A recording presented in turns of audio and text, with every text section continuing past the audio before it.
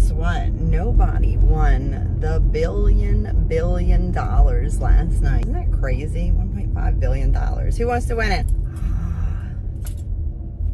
How many of us think that we're actually gonna? I hope I'll win it. What would I do with it? I would go to Disney for some puppies. I'd take care of some people. I'd pay off some stuff for people. And I've always promised, and I've made my husband promise, if we won something that big, that immediately we would take 50% of it and we would give it away. Anyway, dreams upon dreams. I'm sure we all dream, right?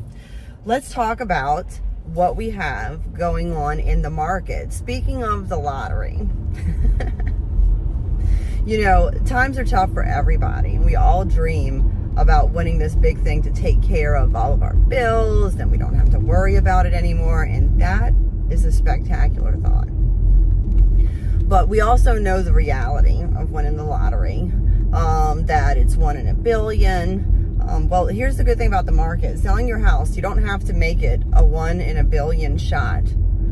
Because I know to some people who are sellers right now, it must feel like getting an offer that is acceptable is like winning the lottery. And getting through the whole transaction, like everybody has been complaining about in the real estate world, it is hard. It is hard out there because things are unaffordable. Like, let's be real, people. My client had to choose a new build over a resale because the resale is $225. It's a little bit bigger. It had a lot of options. It actually had like better upgrades, like cabinets and stuff like that. So she really loved this house. It was not in a flood zone. Then I have new build over here, and new build was 1,600 square feet, 3 bedroom, 2 bath, nice layout, nice size home, will do most definitely. And the stuff in there is all nice and new, but it is like, you know, your regular white shaker cabinets. It's your, it's the same granite in every house, right? So, but here is the difference, sellers out there. If you live around one of these areas and people are looking for affordable housing, we went to both houses, right? But builder over here was offering $10,000 in closing cost assistance on the same price. Oh, actually, the house was $255. So let me back that up. The house was actually a little bit higher. And these people already know, y'all, these big box builders, they already know.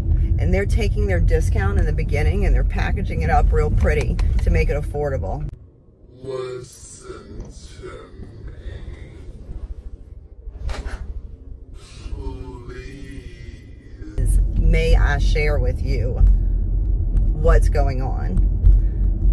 If they're giving away $10,000 in closing costs for this brand new house, coming with this warranty, right? Everybody has problems, so like, let's just take like, you know, the 10% that have problems, and like, that's just what you have, right? Everything happens.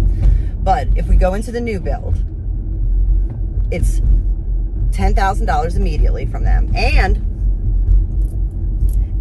they have paid down the interest on this home to 3.99 because it's been sitting there for 60 days. So guess what, y'all? 68, 75. I'd have to go look. It's different in every area what your days on market are, but that's about the average. Also, think about that. They're paying down the interest, and yeah, it's not going to cost them as much as it would cost you to be competitive, because them being a big company, they buy a package of loans that they can get at that price. So they are getting a better bulk price on paying your interest down.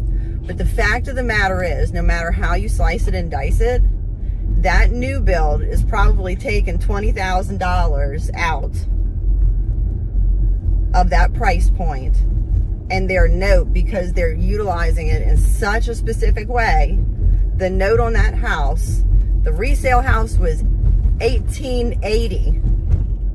The brand new house, because of insurances, because of buy downs, this new house over here was $1,580. And for my lady who one day wants to retire, who wants to just, you know, play with her grandkids, she had to choose the affordability. So, sellers out there, something to keep in mind.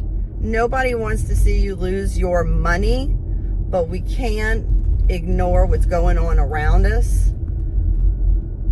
because you're going to ignore yourself right into an even lower price. And it's okay if you don't have to sell, but at the same time, know what's happening around you so you can be the smartest seller out there.